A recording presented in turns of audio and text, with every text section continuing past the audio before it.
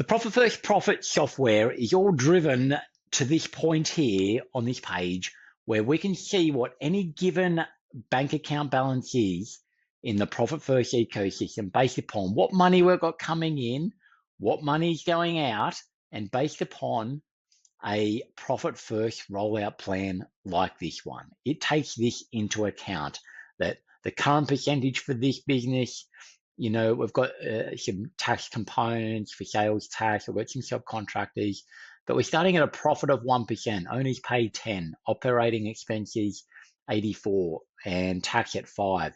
But then we're trying to get to numbers where we've got profit up to 10%, owners pay up to 30%, dropping that 84 down to 45%, and getting the tax up to a 15% number. And so this forecast that we're seeing here takes that into account based upon each of the different quarterly periods. And what this does is take in, from the data, when we get to the data screens, this is how much revenue this business has got coming in, roughly $1,000 per day. And then we've got these amounts of expenditure going out of the respective Profit First bank accounts, which shows us a picture of, hey, this business with that amount of money coming in and those expenses going out of the individual bank accounts, owners pay, it's going to run out of money in 6 months' time.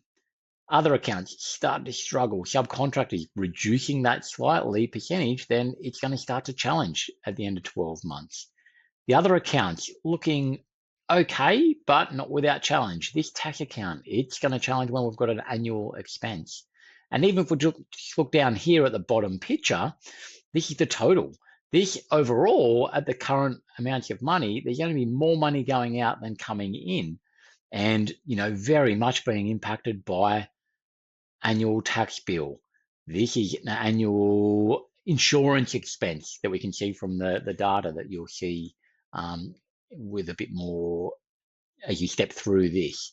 And again, this being challenged on our owners' pay. That all adds up to, you can see some of those bigger hits that are happening that causes us to, this looks okay, but the bigger hits and an annual tax bill. So we really want to be able to see these things coming in advance, not, we've put money aside, and then when we've got clarity around how much the annual tax bill might be, or we're going to make an estimation, we need to do something about this to ensure that this actually doesn't play out, that we don't have these bank accounts going into the negative. So being able to see that picture in advance means that we can create a plan and actually do something about it.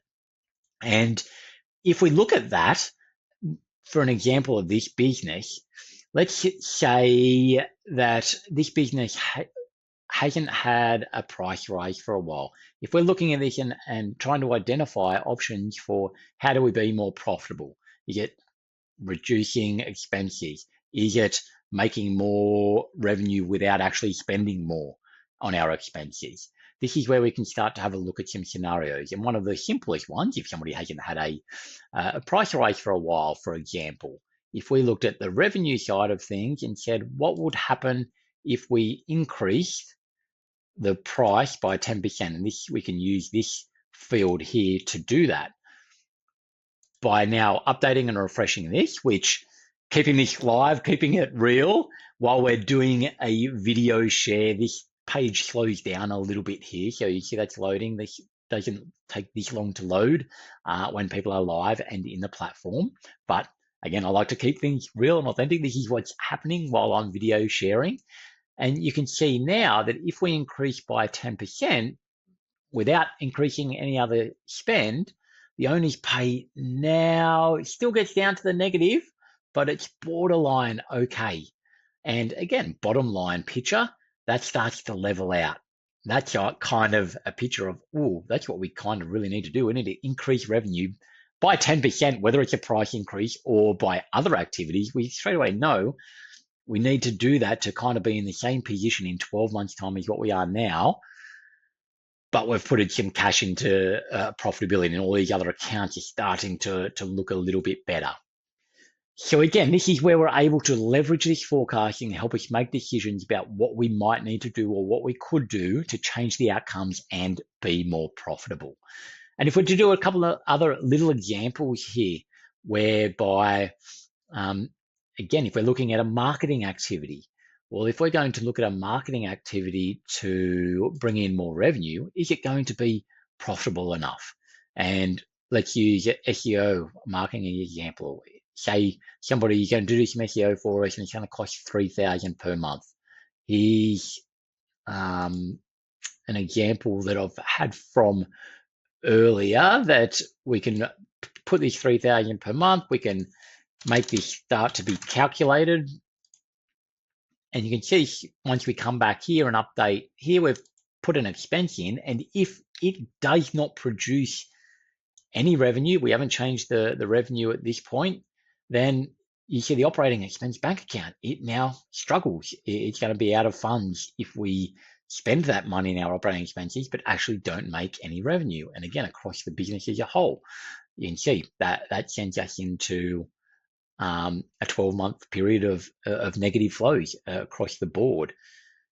So when will the revenue actually start to hit? Well, a marketer might say, we'll start making money straight away. And if we looked at that marketing picture, and we've got a couple of these scenarios again in here from September, if I turned this on to see what would the impact of a September revenue increase be, then we'll start to see that these numbers will probably start to look quite positive. If we can start making revenue that quickly off these SEO activities, then you can see straight away there, everything's starting to look great. So, hey, that's brilliant, but do we think that's actually realistic?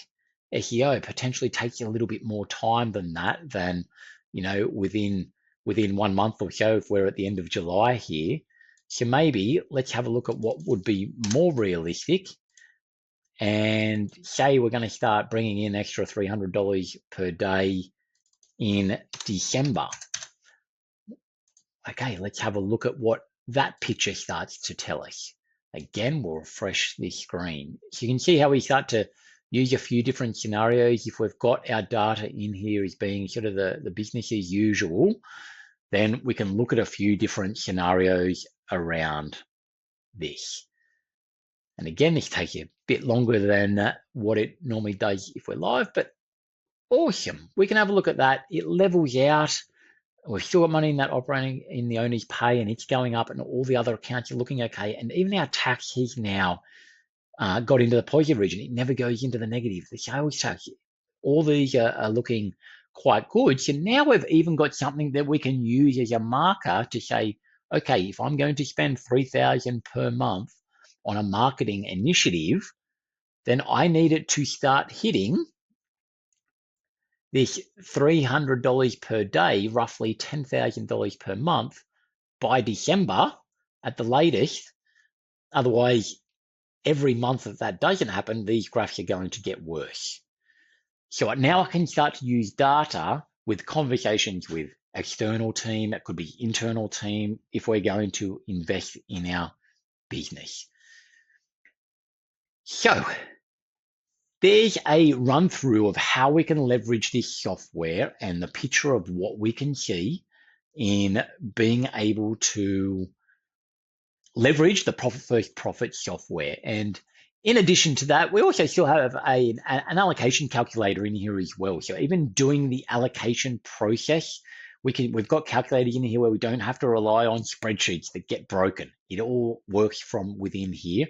And there's a simple process that we can step through on a weekly basis that we say is under 15 minutes per week to have your financials under control and see that financial future and be able to plan accordingly. So there we have it. That's how a quick demo and run through of how we can use and leverage the Profit First Profit software.